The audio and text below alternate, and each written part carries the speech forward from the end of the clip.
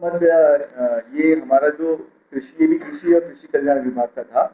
सगंध पौधा केंद्र कैप्सेलाकुई का नाम परिवर्तित करने के संबंध में था।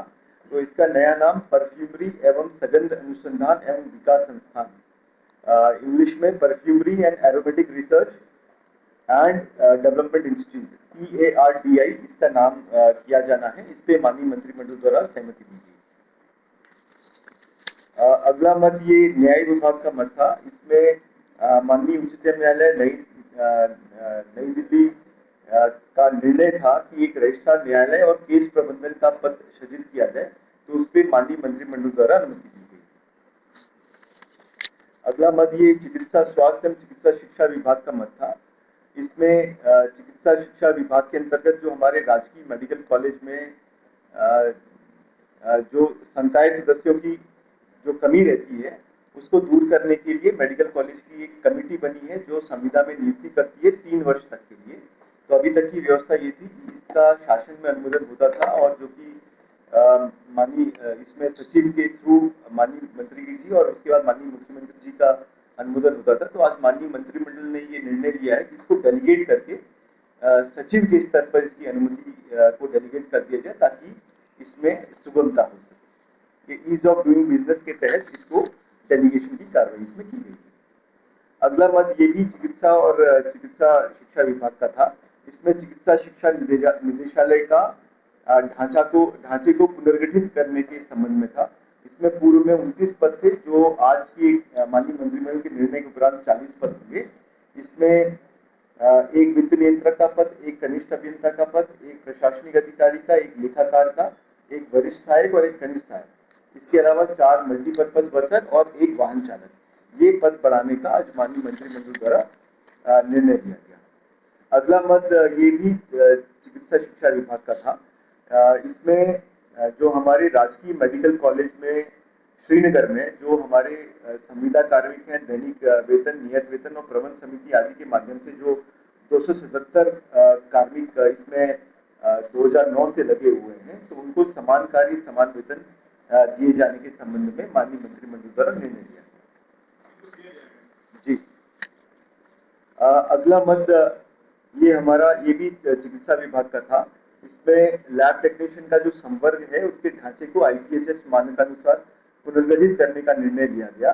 इसमें IPHS मानकों के अनुसार 3 पद सोपान होते हैं, यानी कि जो टोटल हमारे 345 पद हैं, अब उसमें से 266 पद मेडिकल लैब टेक्नोलॉजिस्ट के होंगे, 54 पद टेक्निकल ऑफिसर होंगे और 25 पद चीफ टेक्निकल ऑफिसर के पद होंगे। इस पर माननीय मंत्रिमंडल द्वारा सहमति दी गई। अगला मत ये खेल विभाग का मत था।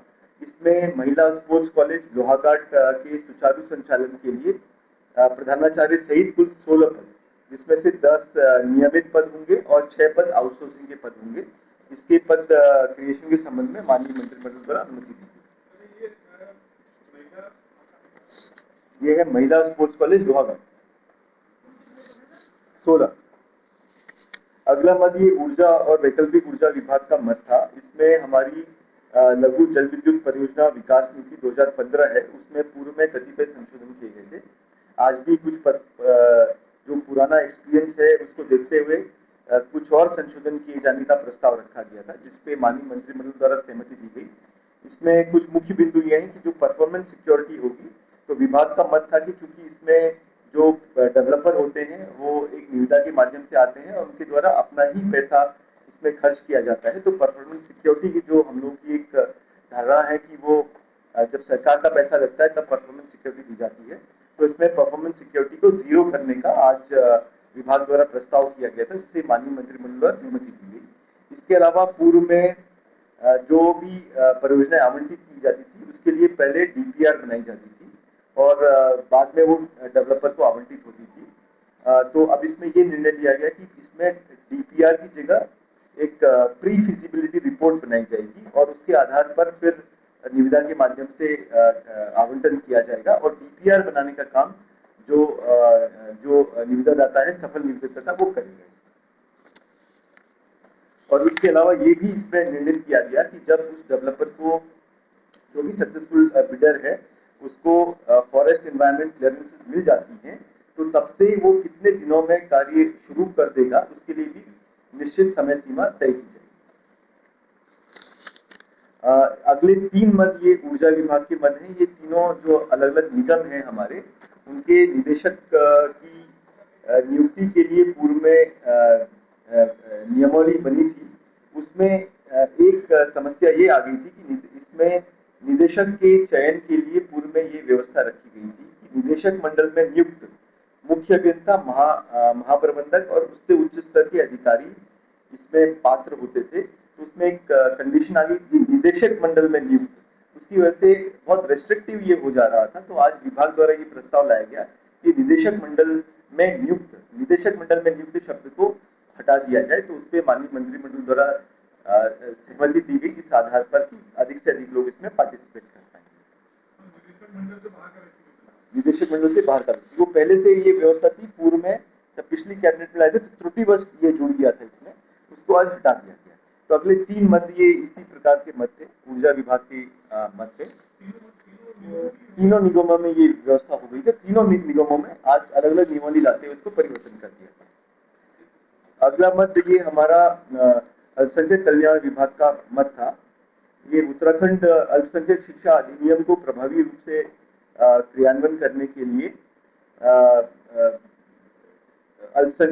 उत्तराखंड अल्पसंख्यक शैक्षणिक संस्थानों की मान्यता नियम 2026 प्रख्यापित किए जाने का आज प्रस्ताव रखा गया था, जिसे माननीय मंत्रिमंडल द्वारा इसको सहमति दी गई है। इसमें मुख्य रूप से जो बिंदु है वो कि आवेदन मान्यता के लिए जो आवेदन की प्रक्रिया क्या होगी, उसकी शर्तें क्या होंगी और उसके नवीनीकरण की क्या व्यवस्था होगी, इसके बारे में, यदि और किसी की आवेदन अगर मान्यता समाप्त करनी है उसके लिए क्या नियम होंगे, इन नियमों को इसमें विस्तार से इस नियमावली में बताया गया है। इसको अलग से हम आपको प्रेस नोटिस का दिलवा देंगे। अगला मद था ये पंचायती राज विभाग का मद था। इसमें पूर्व में हमारे जो पंचायत भवन बनते थे उनको 10 लाख रुपए प्रति पंचायत घर का रेट होता था। आज मंत्रिमंडल द्वारा इसको 20 लाख रुपए प्रति पंचायत घर का प्राविधान करने का इसमें निर्णय लिया गया। तो आज के इतने मत है। नहीं, आपने जो बीच में वो ऊर्जा के 3 थे ना, वो शायद आपने एक ही गिन लिया होगा। अच्छा सॉरी, एक हमारा एक सत्र वाला भी, एक उत्तराखंड पर्यटन यात्रा व्यवसाय पंजीकरण नियमावली, ये हमारी पूर्व में बनी थी। इसमें कुछ संशोधन आपने विभाग में प्रस्ताव किया गया था। पर पहले हमारी होम स्टे की अलग नियमावली थी और ब्रेड एंड ब्रेकफास्ट जो हमारी एक व्यवस्था होती है उसकी अलग नियमावली थी। अब उसको संकलित करते हुए एक नियमावली इसमें प्रस्तावित की गई थी, जिसको माननीय मंत्रिमंडल द्वारा सहमति दी गई। इसमें जो मुख्य जो संशोधित बिंदु है उसमें ये है कि पहले होम स्टे 6 कमरे तक ही अलाउ होता था, अब इसको 8 कमरे तक इसको अलाउ किया जाएगा होम स्टे को। और उसमें पूर्व की जो व्यवस्था है कि जो उसको होम स्टे संचालक है उसको निवास करना होगा, वो भी व्यवस्था इसमें रखी गई है।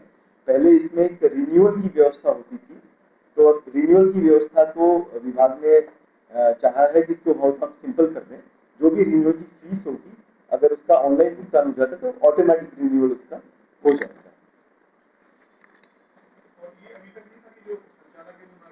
वो भी था, पहले से ही बरकरार। राजस्व विभाग का मद है। ये राजस्व परिषद समीक्षा अधिकारी एवं सहायक समीक्षा अधिकारी सेवा संशोधन नियमावली 2026 के में कतिपय संशोधन प्रस्तावित किए गए थे। इसमें एक कंप्यूटर टाइपिंग जो कि एक अधिमानी अर्हता रखी गई थी इसमें, उसमें अभी तक सिर्फ कंप्यूटर का ज्ञान होना आवश्यक है लिखा था, उसको क्वांटिफाई नहीं किया गया था कि कितना ज्ञान होना चाहिए। तो इसमें ये तय कर दिया गया है आज इनके द्वारा कि 8000 एक तो टाइपिंग स्पीड है, 8000 की डिप्रेशन पर आवर की स्पीड होनी चाहिए।